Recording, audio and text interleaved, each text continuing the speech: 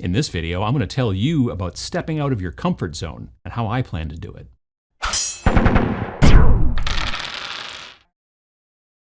Comfort zones are, well, comfortable for a reason. We're doing something, whatever it might be. In this situation, we're talking about a creative endeavor like painting miniatures, but it's something that you've been doing the way you've been doing it for quite some time. You are familiar with all the twists and turns, you're familiar with the way it goes, and you're familiar with the results you tend to get. And so you keep doing it that same way.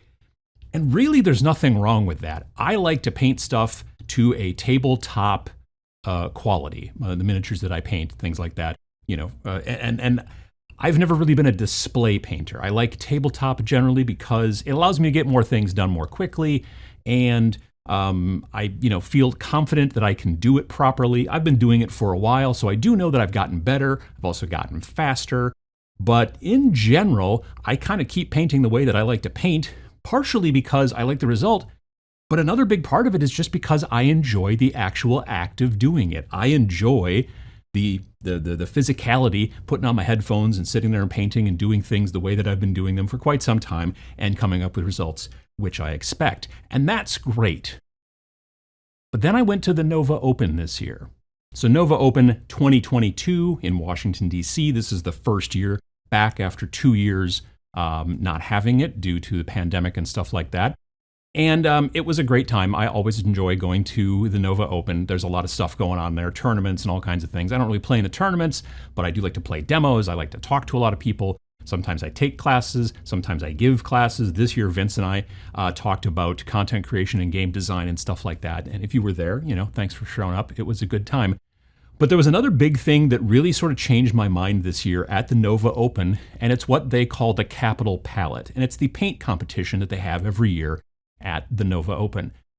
What makes this painting competition interesting, and what makes it interesting more so to me, two things. Number one, it's an open competition, which is to say that you can bring any kind of models that you want. There are categories, like single figure, large figure, squad, diorama, stuff like that. But you don't have to stick to a specific company. You don't have to say and usually those kinds of competitions are run by that company. So you've got Golden Demon. Obviously, you've got to run Games Workshop stuff because they run it. You get stuff like Creature Caster. They have their own competition, for their models and stuff like that. It totally makes sense. But there are some competitions out there that are totally open, and you can use whatever models you want. And I like that. Also, it's a very open competition, not just in the types of models, but in the way that they kind of handle the scoring and also classification of skill. So it's one of the only competitions that I know of that has masters, journeyman, and apprentice levels for all of the categories, which I think is very cool, because if you're just starting out and you decide, I'm going to go and enter something, big like, Golden Demon, they don't, unless you're a kid of a certain age where they have the young bloods category, they don't really have like, you just started doing this? Cool, let's, gauge it off of that versus you've won a bunch of competitions, so therefore you're over here in the Masters. I really like that they have those different classifications, and it made me think a lot. So I've been painting, like I've said, for a number of years, but it's always been tabletop quality. I've never really painted display quality, never intentionally. Last year on Twitch, I was working on some Bone Daddies, the OCR Bone Reapers, or whatever they're called, for a Warcry, war band. And I was working on the Bone Shaper guy, who's the guy who's like, shaping bones or whatever, like that kind of thing. And he's standing on a giant skull. Well, he's standing on a giant skull, not a giant skull. Anyway, as I was sitting there chatting with the folks on Twitch, as I am wont to do while I'm painting, not necessarily painting very quickly, just chatting and answering questions and talking to people in chat, I noticed that I kept kind of slowly glazing and just working on that giant skull that the guy was standing on. I worked on his, the guy's cloak or his skirt or whatever, and all kinds of different parts, but I spent a lot of time on that skull. And I kept glazing and glazing. I don't normally go down that road. I don't normally do a lot of glazing in my work. I have a tendency to work more of a zenithal highlight, transparent colors like contrast and speed paints and stuff like that. I've been doing that for years. I also do a lot of dry brushing with makeup brushes. I do a lot of techniques like that, true metallic metals, stuff like that. I don't generally focus on lots of glazing and blending and things like that. I still can't wet blend worth a crap. So it was interesting, and I spent a long time on it because you're talking to people and you got 3 hours to kill while you're doing the stream, and that's the point, is to kind of entertain and to show people. And when I got done with it, I was really kind of surprised at how it looked. And I thought, well, that wasn't, other than the amount of time it took, obviously, it went slower than I usually go.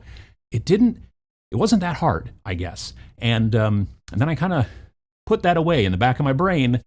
And then I was in DC last month.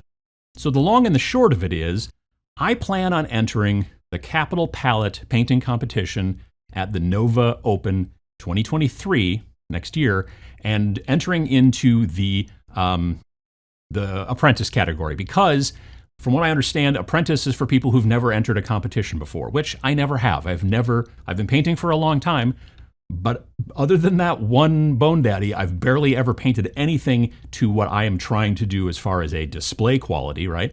So I'm going to do that. I'm going to try, and it's not something that I'm used to. I've always said, I'm not a display painter. I'm not a display painter.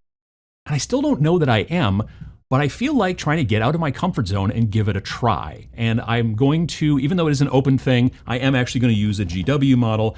I spent a lot of time thinking about what are my strengths? Like, what can I do? If I was going to paint a big shirtless, like, barbarian guy, I'm not particularly good at skin. I'm not really great at it. So I feel it's like a good idea to not start down that direction. What I do relatively well is like weathering and gross and nurgly kind of stuff like that. So my plan is to go with these Death Shroud bodyguards. I'm not going to paint all of them. I just want to paint this guy in the center with the big scythe and the mouth in his tummy and all that stuff with the tongue sticking out.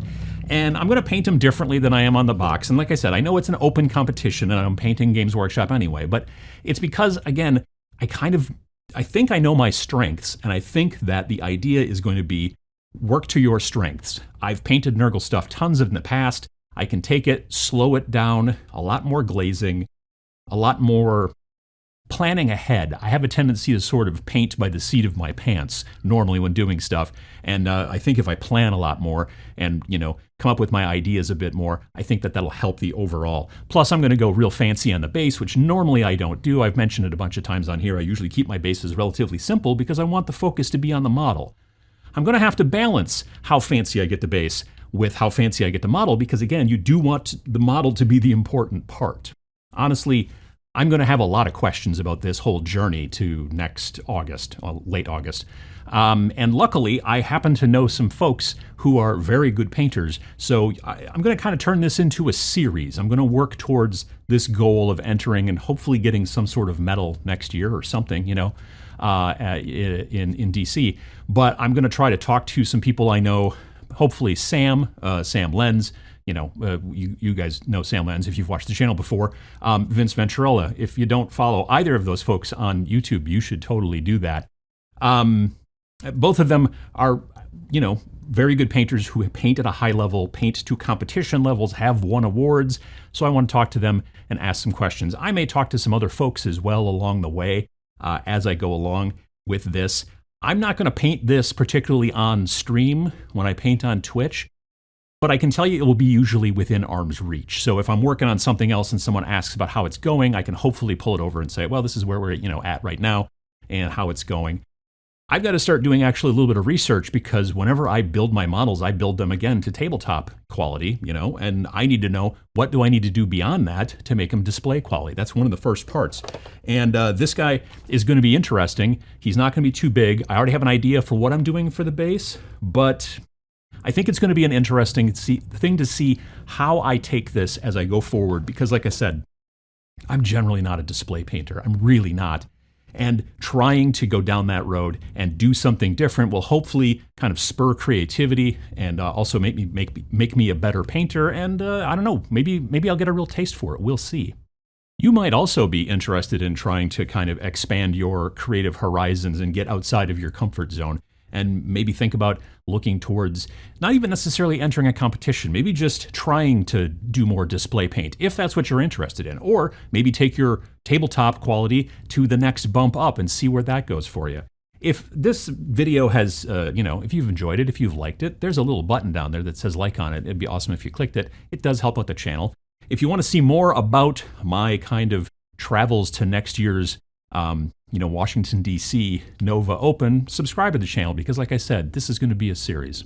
Thanks for watching.